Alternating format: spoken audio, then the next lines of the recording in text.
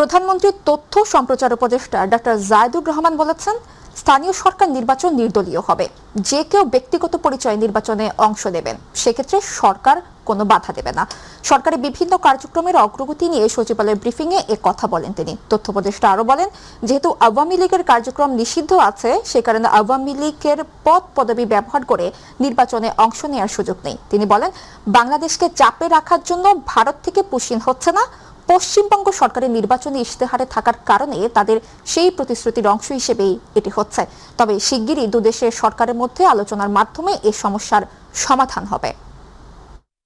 ব্যক্তি যদি নির্বাচনে পার্টিসিপেট করতে চান, তিনি যদি আওয়ামী লীগের, কারণ এটা নির্দলীয়, এখানে কেউই দলের কথা বলবেন না, এবং তিনি যদি তার ক্যাম্পেইনে, কারণ এটা হতে পারে একজন নির্দলীয় ব্যক্তি আসলেন, কিন্তু যারা ক্যাম্পেইনে আওয়ামী লীগ বা তাদের যা যা বলা সেগুলো বলেন, সেটা প্রবলেম হবে। এর বাইরে নির্দলীয় ব্যক্তি তার যে ক্রাইটেরিয়া আছে নির্বাচনটা করার জন্য, সেটা যদি তিনি ফুলফিল করতে পারেন, তিনি নির্বাচন করতে পারেন, নিশ্চয়ই পারেন। গণভোটের রায় বাস্তবায়ন নিয়ে সরকার মানুষকে ধোঁকা দিয়েছে বলে মন্তব্য করেছেন বিরোধী দলীয় নেতা ও জামায়াত আমির ডক্টর শফিকুর রহমান। তিনি বলেন, সকল প্রতিষ্ঠানের রাজনৈতিক হস্তক্ষেপ স্পষ্ট হয়ে উঠছে। দুপুরে আলফালা মিলনায়তনে বাজেট প্রস্তাবনা উপস্থাপনকালে তিনি এসব কথা বলেন। সততা ও স্বচ্ছতা না থাকলে কোনো বাজেটই কার্যকর হবে না উল্লেখ করে তিনি বলেন, জুন জুলাইয়ের বদলে অর্থ বছর যেন চলতি ক্যালেন্ডার অনুযায়ী হয়, সেই দাবি জানাবে বিরোধী দল। দেশের ট্যাক্স কালেকশন সিস্টেম ত্রুটিপূর্ণ উল্লেখ করে তিনি বলেন, চাঁদাবাজি মুক্ত করলে ব্যবসায়ীরা ট্যাক্স দিতে আরও উদ্বুদ্ধ হবে। আমাদের ট্যাক্সেশন কালেকশনের যে পদ্ধতি রয়েছে, এটা দারুণ ত্রুটিপূর্ণ। যারা ট্যাক্স দেন তারা তিনটা ট্যাক্স দেন। একটা ট্যাক্স ট্রেজারিতে জমা হয়, একটা কিছু ব্যক্তির পকেটে যায় যারা ট্যাক্স কালেকশন করেন, আমি সবার কথা বলছি না, কিন্তু অনেকেই।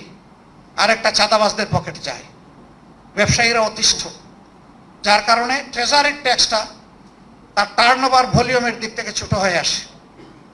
এখানে যদি সততা এবং স্বচ্ছতা মেনটেন করা যায়, অটোমেটিক্যালি ব্যবসায়ীরা বিপুল উৎসাহ নিয়ে আরও বেশি ট্যাক্স দিবেন জনগণ, রাষ্ট্রকে। রাষ্ট্র এবং জনগণ উপকৃত হবে। তাছাড়া ট্যাক্স বেসও সম্প্রসারণ করার প্রয়োজনকে আমরা অস্বীকার করি না। এই সবগুলোই আমাদের কনসিডারেশনে ইনশাল্লাহ থাকবে। এসবগুলো সামনে রেখেই আজকে আমরা প্রিয় দেশবাসীর কাছে জনবান্ধব একটি বাজেট প্রস্তাবনা আমাদের বিবেচনায় আমরা পেশ করতে যাচ্ছি। এর আসল বিচারক হবেন জনগণ। রাজধানীর আলফালা মিলনায়তনে বাংলাদেশ জামায়াতে ইসলামীর পক্ষ থেকে ছায়া বাজেট প্রস্তাবনা উপস্থাপন করা হচ্ছে। আমরা সরাসরি চলে যাচ্ছি সেখানে। এর জন্য ওনারা কোনো ধরনের কর রেয়াত পান না। আমরা প্রস্তাব করেছি যে একজন করদাতা নিজেও যদি ইভিনিংয়ে কোনো ফুল টাইম পড়ালেখা করেন, অথবা তার স্বামী বা স্ত্রী অথবা পুত্রকন্যা, তাদের প্রত্যেকের পড়ালেখার টিউশন ফি বাবদ অন্যান্য শিক্ষা উপকরণের জন্য এখনও করা সম্ভব হয় নাই। টিউশন ফি আপনি যা দেবেন তার থেকে প্রত্যেকের জন্য 50,000 টাকা করে আমরা আপনাকে কর রেয়াত দেবো। তাহলে আপনার ধরুন 2 বাচ্চা যদি পড়াশোনা করে, অন্যজন এর জন্য করযোগ্য আয় হলো 4.5 লক্ষ, আপনার জন্য করযোগ্য আয় হবে 5.5 লক্ষ। দুটা। 3 নম্বর হচ্ছে আপনি 60 ঊর্ধ্ব, আমি মনে করি এটা ওয়ান অফ দ্য বেস্ট এবং মোস্ট সিগনিফিক্যান্ট সিগনেচার প্রজেক্টস। 60-এর উপরে যাদের বয়স, তারা বিনা মূল্যে চিকিৎসা পাবেন, এবং 5 বছরের নিচে শিশুরা বিনামূল্যে চিকিৎসা পাবেন। প্রথম বছরেই এটা 100% বাস্তবায়ন হয়তো সম্ভব হবে না। আমরা অ্যাসিউম করছি যদি জামায়াত ইসলামী বা সরকার, এখনও বর্তমান সরকারও চায়, তারা এটার উপর প্রাক সম্ভাব্যতা, ফিজিবিলিটি বা প্রি ফিজিবিলিটি স্টাডি এবং পাইলট প্রজেক্ট চালু করতে পারে। তারপর আমরা বলেছি যে 5%, আপনারা দেখেছেন বর্তমান সরকার বলেছে 5% হারে যে একটা সর্বনিম্ন ট্যাক্স রেট ছিল, যেটা ডক্টর ইউনূসের সরকার প্রস্তাব করেছেন যে চলতি বছর থেকে 26-27 থেকে এটা অ্যাবলিশ করা হবে, অবলোপন করা হবে। তার মানে অ্যাক্রস দ্য বোর্ড প্রত্যেকের আয় কিন্তু বেড়ে যাচ্ছে, আয়কর বেড়ে যাচ্ছে। 5% অ্যাবলিশ করার মাধ্যমে সেখানে আসলো 10%, তাহলে 10%-এর জায়গায় হচ্ছে 15-এর জায়গায় 20 জায়গায় 25। তার মানে আপনি গড়ে প্রত্যেকে 5% বেশি কর দিচ্ছেন। আমরা 5% রিইনস্টেট করার মাধ্যমে, 5%কে পুনঃস্থাপন করার মাধ্যমে আপনি আপনার পুরো বাংলাদেশের প্রায় যে 40 লক্ষ যারা রিটার্ন জমা দিয়েছেন, প্রত্যেকেরই করের ভার 5% হারে কমে যাবে। তাহলে এগুলো অনেকগুলো মাধ্যমে আপনি করের বোঝা কমবে। আমার মনে হয় তেমন কোনো প্রশ্ন নাই। আর আমরা বিস্তারিত বাজেটও আপনাদের হাতে পৌঁছেছি। ইনশাল্লাহ আবার দেখা হবে, কথা হবে। আপনাদেরকে আবার আমাদের পক্ষ থেকে সালাম ও শুভেচ্ছা জানিয়ে বিরোধী দলীয় নেতা ডাক্তার শফিকুর রহমানের সঙ্গে সৌজন্য সাক্ষাৎ করেছেন ঢাকায় নিযুক্ত মার্কিন রাষ্ট্রদূত ব্রায়ান টি ক্রিস্টেনসেন। সকাল 11:30টায় জাতীয় সংসদ ভবনে বিরোধী দলীয় নেতার কার্যালয়ে এই সাক্ষাৎ অনুষ্ঠিত হয়। বৈঠকে নির্বাচন পরবর্তী দেশের সামগ্রিক রাজনৈতিক ও অর্থনৈতিক পরিস্থিতি, আসন্ন জাতীয় বাজেট, দ্বিপক্ষীয় বাণিজ্য ও বিনিয়োগের সম্ভাবনা, বাংলাদেশ যুক্তরাষ্ট্র সম্পর্কের বিভিন্ন দিক সহ পারস্পরিক স্বার্থ সংশ্লিষ্ট নানা বিষয়ে মতবিনিময় করা হয়। এছাড়া বাংলাদেশের গণতান্ত্রিক প্রতিষ্ঠানসমূহের বিকাশ, সুশাসন, অর্থনৈতিক সহযোগিতা এবং আঞ্চলিক ও আন্তর্জাতিক বিভিন্ন সমসাময়িক বিষয় নিয়েও ফলপ্রসূ আলোচনা হয়। উভয় পক্ষ পারস্পরিক শ্রদ্ধা, সহযোগিতা ও বোঝাপড়ার ভিত্তিতে বিদ্যমান সম্পর্ক আরও জোরদার করার প্রত্যাশা ব্যক্ত করেন। অনার্স কোর্স থেকে বাংলা ইতিহাস ও দর্শন বিষয় তুলে দেওয়া হচ্ছে এমন খবর ভিত্তিহীন বলে জানিয়েছেন শিক্ষামন্ত্রী ডক্টর এহসানুল হক মিলন। তিনি বলেন, এমন কোনো আলোচনা হয়নি। সচিবালয়ের বাহিরে সাংবাদিকদের এক প্রশ্নের জবাবে এ কথা জানান তিনি। ক্লোজ করা হবে এই ধরনের কোনো আলোচনাই হয়নি। আমরা শুধু আলোচনা হচ্ছে যে কিভাবে আমরা শিক্ষা ব্যবস্থাকে আরও উন্নত করব এবং মার্কেট ড্রিভেন ডিমান্ড অনুযায়ী আমরা করব, ইন্ডাস্ট্রি একাডেমির রিলেশন কীভাবে হবে সেগুলি আলোচনা। গণতান্ত্রিক অবকাঠামো গড়ে তোলার জন্য এমপিদের সহযোগীদের সৎ থেকে পরিকল্পনা বাস্তবায়নের আহ্বান জানিয়েছেন সংসদের চিফ হুইপ নুরুল ইসলাম মনি। সকালে রাজধানীর খামারবাড়ি কৃষিবিদ ইনস্টিটিউটে সংসদ সদস্যবৃন্দের ব্যক্তিগত সহকারীদের ওরিয়েন্টেশন প্রোগ্রামে এ কথা জানান তিনি। এ সময় আসন্ন বাজেটে মাথায় রেখে দেশের রেভিনিউ ও ডেভেলপমেন্ট সেক্টরে সরকারের পরিকল্পনা বাস্তবায়নে কিভাবে সমৃদ্ধ করা যায় সেই বিষয়ে নির্দেশনা দেন চিফ হুইপ। বলেন, অদৃশ্য এক বাধার কারণে এখনো সমাজ ব্যবস্থা ভঙ্গুর অবস্থায় রয়েছে। দেশের মানুষকে স্বাবলম্বী করে প্রধানমন্ত্রী তারেক রহমানের স্বপ্ন। আমরা 17 বছর একটা নিষ্পেষণ দেখেছি, স্বৈরাচারের জাতাকল দেখেছি। এই জাতাকল দেখে এখানে যারা উপস্থিত আছেন তারা, আমি মনে করি তারা অধিকাংশ লোকই এই যন্ত্রণা, জেল জুলুম, নির্যাতনের শিকার হয়েছেন অধিকাংশ। ত্রয়োদশ জাতীয় সংসদের বাজেট অধিবেশনে আজ তৃতীয় দিন। আজকের আলোচনা সম্পর্কে জানতে সংসদ ভবন থেকে যুক্ত হচ্ছেন সহকর্মী ইউসুফ আলী, যুক্ত হচ্ছে তার সাথে। ইউসুফ, বাজেট অধিবেশনে আজকের আলোচনা বিষয়বস্তু কি? এ বিষয়ে কি তথ্য আছে আপনার কাছে, জানাবেন আমাদের।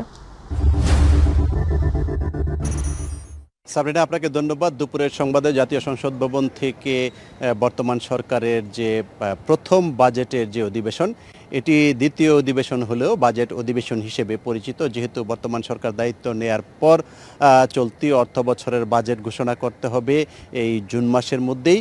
সেজন্য এটিকে বাজেট অধিবেশন বলা হয়ে থাকে। বাজেট অধিবেশন দুপুর 3টায় শুরু হয়েছে। গতকালও কিন্তু দুপুর 3টায় শুরু হয়েছিল এবং আজকেও দুপুর 3টায় বাজেট অধিবেশন শুরু হয়েছে। আজকের যে বাজেট অধিবেশন, এই অধিবেশনে যেসব বিষয় নিয়ে আজকে আলোচনা হওয়ার কথা রয়েছে, অর্থ বিভাগের বেশ কিছু বিষয় নিয়ে, আভ্যন্তরীণ সম্পদ, অর্থনৈতিক সম্পর্ক সহ বেশ কিছু বিষয় নিয়ে আলোচনা হওয়ার কথা। সেখানে তথ্য ও যোগাযোগ প্রযুক্তি এবং ডাক ও টেলিযোগাযোগ বিভাগের বিষয় থাকার কথা রয়েছে। এছাড়া জনগুরুত্বপূর্ণ বেশ কিছু বিষয়ে আজকে মনোযোগ আকর্ষণ করা হবে 71 বিধিতে, এবং সেগুলোর আওতায় প্রাপ্ত যেসব নোটিশ রয়েছে সেগুলো নিষ্পত্তি করা হতে পারে। এর মধ্যে বগুড়া 4 আসনের সংসদ সদস্য মোশাররফ হোসেন তার যে ওনার যে রাস্তা নির্মাণের যে টেন্ডার প্রক্রিয়া সহজীকরণ, সেটির বিষয়ে তিনি এবং জলাশয়ে বিষয়ে তিনি বেশ কিছু বিষয়ে আলোচনা করবেন এবং সেগুলোর বিষয়ে কি পদক্ষেপ নেওয়া যায় সেই বিষয়ে মনোযোগ আকর্ষণ করা হবে। স্থানীয় সরকার, পল্লী উন্নয়ন ও সমবায় মন্ত্রী এবং প্রতিমন্ত্রীর মনোযোগ আকর্ষণ করার জন্য। এছাড়া লক্ষ্মীপুর 1 আসনের সংসদ সদস্য শাহাদাত হোসেন সেলিম তার আনিত যে ঝাটকা ইলিশ রক্ষা এবং উৎপাদন বাড়াতে সাঁড়াশি অভিযান ও নজরদারি জোরদারকরণ প্রসঙ্গে মৎস্য ও প্রাণী সম্পদ মন্ত্রীর দৃষ্টি আকর্ষণের জন্য সে বিষয়ে তিনি উপস্থাপন করবেন। এছাড়া নোটিশের যে প্রতিলিপি সেগুলো পৃথকভাবে পেশ করা হবে। এছাড়া চট্টগ্রাম 15 আসনের সংসদ সদস্য শাহজাহান চৌধুরী তিনি চামড়া ও চামড়াজাত পণ্য শিল্পের যে পতন হচ্ছে এবং এটা রোধ করতে এবং কাঁচামালের ন্যায্য মূল্য নিশ্চিত করার জন্য এবং রপ্তানি বাজারে প্রতিযোগিতায় সক্ষমতা ফিরিয়ে আনা প্রসঙ্গে বাণিজ্য মন্ত্রীর মনোযোগ আকর্ষণ করার জন্য তিনি প্রশ্ন উত্থাপন করবেন। এছাড়া জরুরি জনগুরুত্বপূর্ণ আরও যে কটি বিষয় নিয়ে 68 বিধিতে আলোচনা করার কথা রয়েছে, সেটি ঢাকা 15 আসনের সংসদ সদস্য এবং বিরোধী দল নেতা শফিকুর রহমান তিনি একটি বিষয় নিয়ে আসবে, সেটি দেশের অর্থনীতি, ব্যাংকিং খাত এবং ব্যাংকিং খাতে স্থিতিশীলতা এবং কোটি কোটি গ্রাহকের স্বার্থ রক্ষার ইসলামী ব্যাংক বাংলাদেশের শেয়ারসমূহ বৈধ ও প্রকৃত যে মালিকদের নিকট প্রত্যাপনের জন্য প্রয়োজনীয় ব্যবস্থা গ্রহণ এবং ব্যাংকের ব্যবস্থাপনায় সকল প্রকার যে অনিয়ম রয়েছে সেগুলো থেকে কিভাবে বন্ধ করা যায় সেই বিষয়ে অর্থমন্ত্রীর দৃষ্টি আকর্ষণ করা হবে। এসব বিষয় নিয়ে আজকে আলোচনা হওয়ার কথা রয়েছে। তবে দুপুর 3টায় সংসদের অধিবেশন শুরু হয়েছে। এর মধ্যে কোরআন তেলাওয়াতের মাধ্যমে অধিবেশন শুরু হয়ে এখন সংসদের অধিবেশন চলছে। সেই অধিবেশনে আপনার যেসব বিষয় নিয়ে জনগুরুত্ব বিষয় নিয়ে আলোচনা হবে, এরপর আমরা সংসদ অধিবেশন চলার পর যেসব বিষয় নিয়ে আলোচনা হলো এবং সংশ্লিষ্ট মন্ত্রীরা এসব বিষয়ে কি উত্তর দিয়েছেন এবং সেসব বিষয়ে সমাধানকল্পে কি কোনো সমাধান দিয়েছেন কিনা সেই বিষয়টি আমরা সংসদ অধিবেশন চলার পর জানতে পারবো। তারা মন্ত্রীরা যখন এসব প্রশ্নের উত্তর দেবেন তারপর আমরা সেগুলো জানতে পারবো এবং সেগুলো জানতে পারলে আবার আপনার মাধ্যমে মাই টিভির দর্শকদেরকে আমরা আজকে যে জাতীয় সংসদের যে বাজেট অধিবেশন, সেই বাজেট অধিবেশনের 3য় দিনে কি কি আলোচনা হয়েছে সেই বিষয়গুলো আবার আপনার মাধ্যমে আমরা মাই টিভির দর্শকদেরকে জানিয়ে দেওয়ার চেষ্টা করব। সাবরিনা, আপাতত জাতীয় সংসদ ভবন থেকে এই ছিল আমার কাছে তথ্য। সাবরিনা। ইউসুফ, আপনাকে ধন্যবাদ। সংসদ ভবন থেকে সরাসরি যুক্ত ছিলেন সহকর্মী ইউসুফ আলী। এবারে চলে যাচ্ছে পরবর্তী সংবাদে। 3 মাসের মধ্যে সুপ্রিম কোর্টের জন্য পৃথক স্বাধীন সচিবালয় করার নির্দেশ দিয়ে হাইকোর্টের রায় স্থগিত করেছেন আপিল বিভাগ। একই সঙ্গে সুপ্রিম কোর্টের জন্য পৃথক স্বাধীন সচিবালয় প্রতিষ্ঠার রায়ের বিরুদ্ধে আপিল শুনানির জন্য আগামী 16 জুন নির্ধারণ করেছে আদালত। আপিল নিষ্পত্তি না হওয়া পর্যন্ত হাইকোর্টের রায় স্থগিত থাকবে। প্রধান বিচারপতি জুবায়ের রহমান চৌধুরী নেতৃত্বাধীন আপিল বেঞ্চ এই আদেশ দেন। সাদিয়া হক বউয়ের রিপোর্টে বিস্তারিত। 3 মাসের মধ্যে সুপ্রিম কোর্টের জন্য স্বতন্ত্র সচিবালয় প্রতিষ্ঠায় হাইকোর্টের রায় স্থগিত করেছে আপিল বিভাগ। আপিলের উপর শুনানি আগামী 16 জুন দিন ধার্য করা হয়েছে। প্রধান বিচারপতির নেতৃত্বে 4 জন বিচারপতির আপিল বেঞ্চ এই আদেশ দেন। আপিল শুনানির শুরুতেই attorney general barrister Ruhul Quddus Kajal পৃথক সচিবালয় প্রতিষ্ঠা নিয়ে হাইকোর্টের রায়টি স্থগিত চান। সংক্ষিপ্ত শুনানি শেষে হাইকোর্টের রায় স্থগিত করে পূর্ণাঙ্গ আপিলের উপর শুনানির দিন ধার্য করা হয়েছে। অ্যাটর্নি জেনারেল জানান, রায় স্থগিতের ফলে বিচার বিভাগে প্রশাসনিক স্থবিরতা কেটেছে। এই রায়টি যদি স্থগিত না করা হয় তাহলে আমাদের বিচার প্রশাসনে এক ধরনের স্থবিরতা কাজ করছে। কারণ যে অধ্যাদেশের মাধ্যমে সুপ্রিম কোর্টের জন্য স্বতন্ত্র সচিবালয় করা হয়েছিল সেটি পার্লামেন্ট কর্তৃক গৃহীত হয়নি, বরং এটা আরো অধিকতর যাচাই বাছাইয়ের জন্য এটা এই অধ্যাদেশ এবং তার সংশোধনীটি পার্লামেন্টে পাশ করা হয়নি। অন্যদিকে আপিল বিভাগে চূড়ান্ত নিষ্পত্তি না হওয়া পর্যন্ত সরকারের সুপ্রিম কোর্ট সচিবালয় বিলুপ্ত করার বিষয়টি আদালত অবমাননার শামিল বলে জানান আইনজীবী শিশির মনির। তারা যে সচিবালয় এখানকার বিলুপ্ত করে দিয়ে মাননীয় আইন মন্ত্রণালয়ের অধীনে যে ন্যস্ত করেছেন, আমি মনে করি এই কাজটা হয়ে গিয়েছিল অন্তর্বর্তী সরকারের আমলে। হয়ে যাওয়া কাজটাকে আবার আনডান করাটা তাদের উচিত হয় নাই। কোনো না কোনো দিন হয়তো তারা পস্তাবেন এই কাজের জন্য। সাদিয়া হক মৌ, মাই টিভি, ঢাকা। ঢাকা দক্ষিণ সিটি কর্পোরেশনের নিজস্ব মালিকানাধীন মার্কেটগুলোতে কোনো ধরনের অবৈধ দোকান বা স্থাপনা রাখা হবে না বলে জানিয়ে দিয়েছেন ডিএসসিসি প্রশাসক মোহাম্মদ আব্দুস সালাম। ডিএসসিসির মার্কেট কমিটির নেতৃবৃন্দের সাথে বিদ্যুৎ সাশ্রয়, বর্জ্য ব্যবস্থাপনা, ডেঙ্গু নিয়ন্ত্রণ ও ট্রেড লাইসেন্স সহ সার্বিক বিষয়ে এক মতবিনিময় সভায় তিনি এই হুঁশিয়ারি দেন। প্রশাসক জানান, ট্রেড লাইসেন্স ছাড়া কোনো দোকান চললে তা সিলগালা করে দেয়া হবে। একই সাথে দীর্ঘ 15 থেকে 16 বছর ধরে চলে আসা অবৈধ স্থাপনাগুলো আলোচনার মাধ্যমে দ্রুত সমাধানের তাগিদ দেন তিনি। ব্যবসায়ীদের উদ্দেশ্যে বলেন, নিয়ম মেনে ব্যবসা করলে সিটি কর্পোরেশনের সব ধরনের আইনি সহযোগিতা দেবে। যাদের ট্যাক্স বকেয়া রয়েছে তাদের ছাড় দেওয়ার কথা জানিয়েছে দক্ষিণ সিটি প্রশাসক। পৌরকর পরিশোধ করলে পৌরকরের উপর আরোপিত 15% সারচার্জ মওকুফ করা হবে। এই সুযোগের মাধ্যমে করদাতাগণ 30 জুন 2026 খ্রিস্টাব্দ তারিখের মধ্যে 15% সারচার্জ বকেয়া পৌরকর পরিশোধ করতে পারবেন। ঢাকা শহরটা আমাদের, ঢাকা শহরটা আমাকে ওন করতে হবে। এটা মালিক আপনারা, আমরা মালিক। এটা তো আপনারা মালিক, তো মালিকের সামনে ঢাকা শহরটা গান্দা থাকবে, এটা তো হয় না। সারা বিশ্বে প্রমাণ হবে যে বাংলাদেশ ঢাকা শহর সবচেয়ে নোংরা, ঢাকা শহর বায়ু সবচেয়ে খারাপ। এটা যখন পত্রিকায় আসে দেখে কি আমাকে ভালো লাগে? তো ভালো লাগে না। তো এটার জন্য আমরা সবার সহযোগিতা চাই। রাজধানীর মৌচাকে জাতীয়তাবাদী স্বেচ্ছাসেবক দলের রমনা থানার সাবেক আহ্বায়ক বিল্লাল হোসেন তালুকদারকে ছুরিকাঘাতে হত্যার ঘটনায় জড়িত থাকার অভিযোগে 2 জনকে আটক করা হয়েছে। এর মধ্যে একজনকে ঢাকা থেকে ও অন্যজনকে মুন্সিগঞ্জ থেকে আটক করা হয়েছে। আটকরা হলেন রিয়াজ এবং আলামিন। ডিএমপির রমনা বিভাগের উপ পুলিশ কমিশনার শেখ জাহিদুল ইসলাম এই তথ্য নিশ্চিত করেছেন। তিনি বলেন, গ্রেফতারকৃতদের রাজনৈতিক পরিচয়কে গুরুত্ব দেওয়া হবে না, অপরাধী যে দলেরই হোক ছাড় নেই।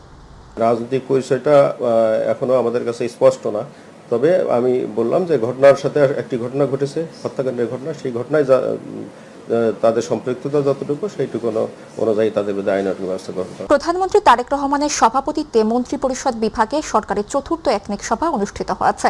সভায় ৩,৮৯০ কোটি টাকা ব্যয়ে 10টি প্রকল্প অনুমোদন দেওয়া হয়েছে। বৈঠকে অবকাঠামো উন্নয়ন, পানি সম্পদ ব্যবস্থাপনা, স্বাস্থ্যসেবা, তথ্য প্রযুক্তি, স্থানীয় সরকার, বিদ্যুৎ, জ্বালানি, সামাজিক নিরাপত্তা খাত নিয়ে আলোচনা হয়। এছাড়াও বাংলাদেশ শিশু হাসপাতাল ও ইনস্টিটিউট সম্প্রসারণ প্রকল্প 2, আনোয়ারা বাঁশখালী চকরিয়া আঞ্চলিক মহাসড়ক উন্নয়ন, সমন্বিত উপজেলা ভূমি কমপ্লেক্স নির্মাণ, বাংলাদেশ শিশু হাসপাতাল সম্প্রসারণ সহ আরও কয়েকটি বড় প্রকল্প উপস্থাপন করা হয়। বৈঠকে চীনা অর্থনৈতিক অঞ্চল প্রকল্প অনুমোদন দেওয়া হয়নি। কুষ্টিয়ার কুমারখালীতে উদ্বেগজনক হারে বাড়ছে মাদকসেবী ও মাদক কারবারিদের দৌরাত্ম্য।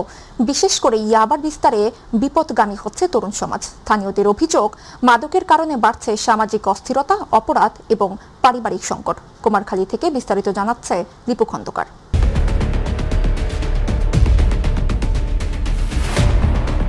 2025 সাল 18 আগস্ট একটি হত্যাকাণ্ড নাড়িয়ে দেয় পুরো এলাকা। প্রাণ হারান 17 বছর বয়সী ভ্যান চালক হৃদয়। স্থানীয়দের দাবি, মাদকের টাকা জোগাড়কে কেন্দ্র করেই ঘটেছিল এই হত্যার ঘটনা। এ কত সুন্দর ছেলে, আমাদের এলাকাতে সুন্দর, সবাই ওকে ভালোবাসতো এবং হাসি খুশি ছিল এবং নামাজি ছিল। এই ছেলেটাকে একমাত্র নেশার জন্য মারি ফেলা দেওয়া হয়।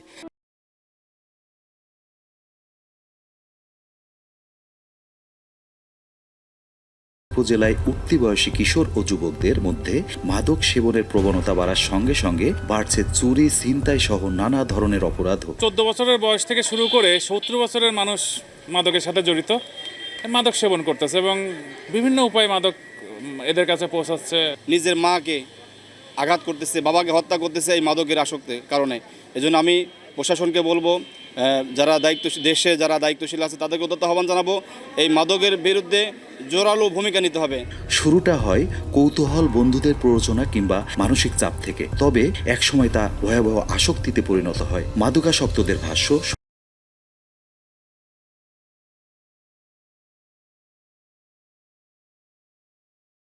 এটা না খেলে বিছানা থেকে ওঠা যায় না, অনেক ক্লান্ত লাগে, চলাফেরা করতে কষ্ট হয় অনেক। আমার মাঝে মাঝে শরীর তো কাঁপে।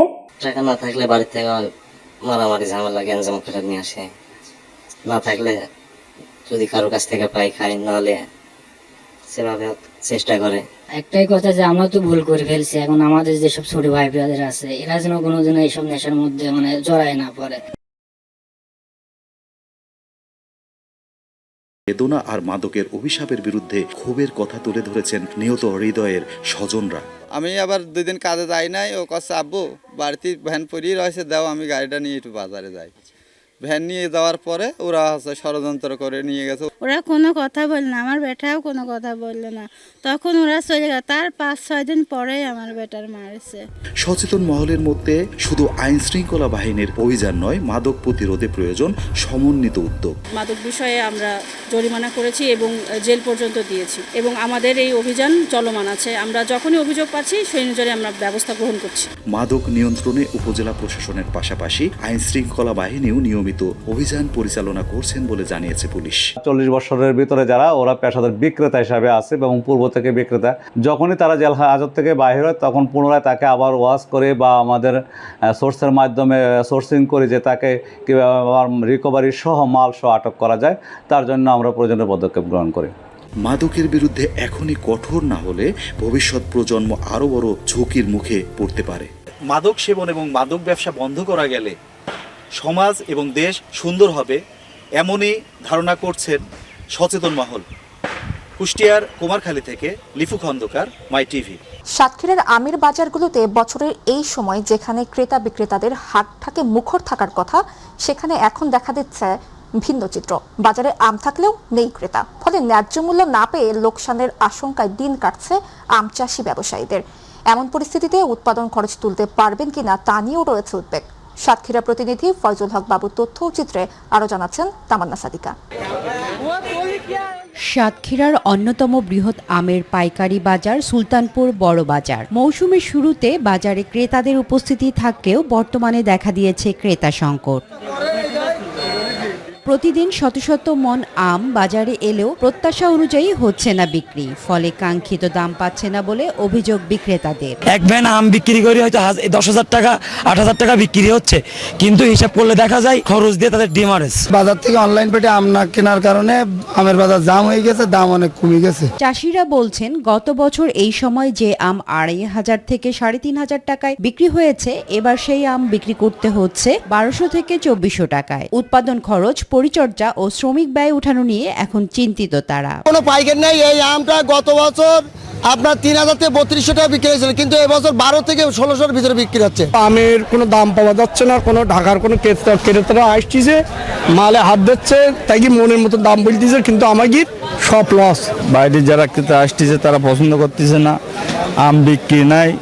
এবছরে চাষিদের কীটনাশকের টাকা উঠবে না যে বর্তমান দামে আমের দাম। অন্যদিকে ব্যবসায়ীরা বলছেন এবছর আমের ফলন ভালো হলেও আমের আকার কিছুটা ছোট। এছাড়া অন্যান্য জেলায় আম উঠতে শুরু করায় বিভিন্ন এলাকার পাইকারিরা সেখানে ঝুঁকছেন। যেটা কোয়ালিটি সম্পন্ন আছে সেটা 2,600, 2,800, 3,000 টাকা পর্যন্ত বিক্রি হচ্ছে।